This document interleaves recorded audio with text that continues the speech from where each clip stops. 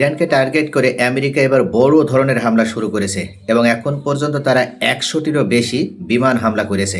ইরানও পাল্টা প্রতিরোধ গড়ে তুলেছে।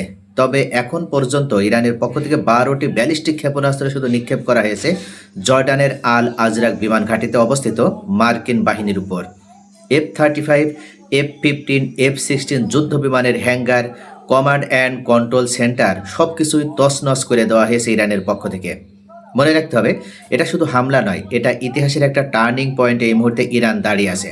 অর্থাৎ আজকে তারা আমেরিকাকে প্রতিরোধ করতে পারলে টিকে থাকবে, না হলে তাদেরকেও ধ্বংসস্তূপে পরিণত হতে হবে। আইআরসিস জর্ডানের আল আজরাক এয়ারবেজে মার্কিন ফোর্সেসের গুরুত্বপূর্ণ স্থাপনাগুলোতেও টার্গেট করে হামলা চালিয়েছে। লং রেঞ্জ ব্যালিস্টিক মিসাইল দিয়ে একাধিক হিট করেছে। তারা দাবি করছে F-35 ফাইটার জেট হ্যাঙ্গার্স সম্পূর্ণভাবে ধ্বংস হয়ে গেছে ইরানের এই হামলায়। ইমাজিন, স্টিলথ টেকনোলজি এর সবচেয়ে অ্যাডভান্সড যুদ্ধ বিমান, যেটাকে অজেয় বলা হতো, সেটার হ্যাঙ্গার গুড়িয়ে দেওয়া হয়েছে ইরানের পক্ষ থেকে। বিশ্লেষকরা উল্লেখ করছেন এটা ইরানের একটা অন্যতম বড় সাফল্য। এছাড়া F-15 এবং F-16 এর সাপোর্টিং ইনফ্রাস্ট্রাকচারও টার্গেটেড করা হয়েছে। কমান্ড সেন্টার, রাডার সিস্টেম সব কিছুতেই আঘাত হানা হয়েছে ইরানের পক্ষ থেকে।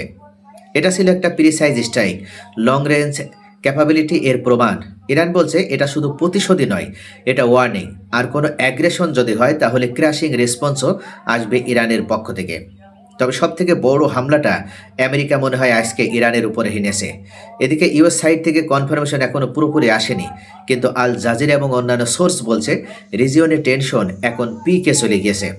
অর্থাৎ সব কিছু মিলিয়ে এই মুহূর্তে ইরান এবং আমেরিকার এই যুদ্ধ কোথায় যে থামবে সেটাই সকলের মধ্যে একটা ভীতি তৈরি করছে। জর্ডান, কুয়েত, বাহরাইন সব জায়গায় মার্কিন বেস টার্গেট হয়েছে ড্রোন ও মিসাইল দিয়ে। এবার আসি সবচেয়ে বড় খবরে। ইরান আমেরিকার এই পাল্টা হামলার পরিপ্রেক্ষিতে তারা স্টেট অফ হরমুজ সম্পূর্ণ বন্ধ করে দিয়েছে। ইরানের তেহরান ঘোষণা করেছে এই গুরুত্বপূর্ণ জলপথ এখন সম্পূর্ণ বন্ধ থাকবে।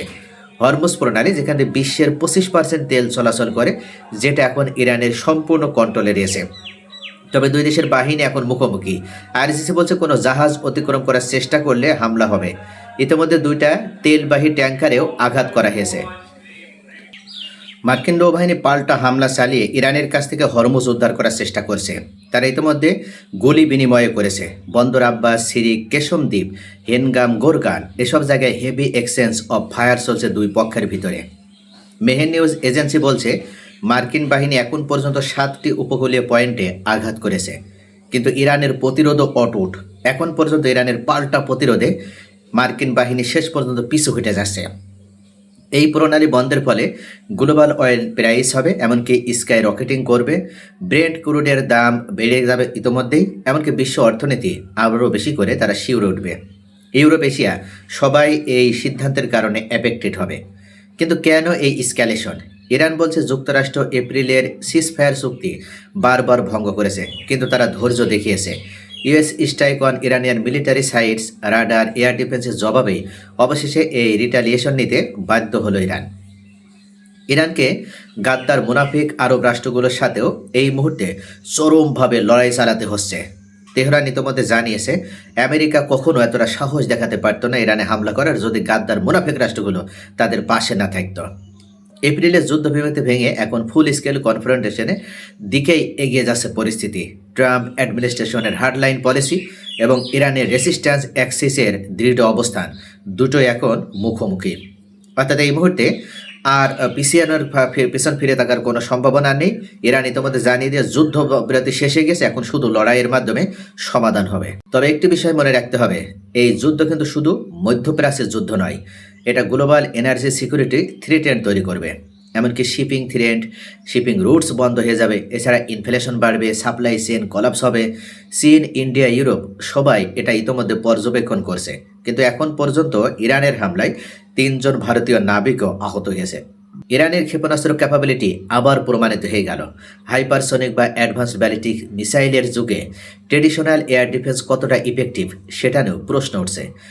আমেরিকার থার্ড ক্ষেপণাস্ত্র, এমনকি তাদের ইন্টারসেপ্টরগুলো আবার ব্যর্থ।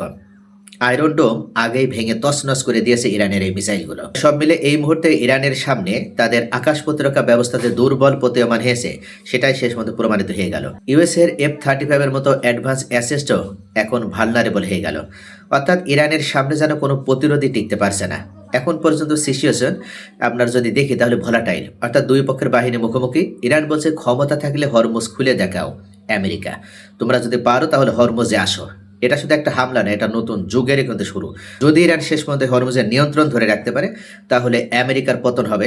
তবে অনেক বিশ্লেষক উল্লেখ করছে আমেরিকা মূলত যুদ্ধবিরতির নাটক করে তারা এতদিন শক্তি সঞ্চয় করেছে, কারণ ইরানের সাথে লড়াই করার মতন যে শক্তি সেটা তাদের আর অবশিষ্ট ছিল না।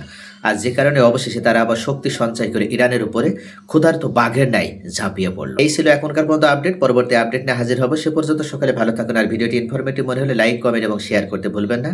আর পরবর্তী আপডেট জানতে চ্যানেলটি সাবস্ক্রাইব করে সাথেই থাকুন।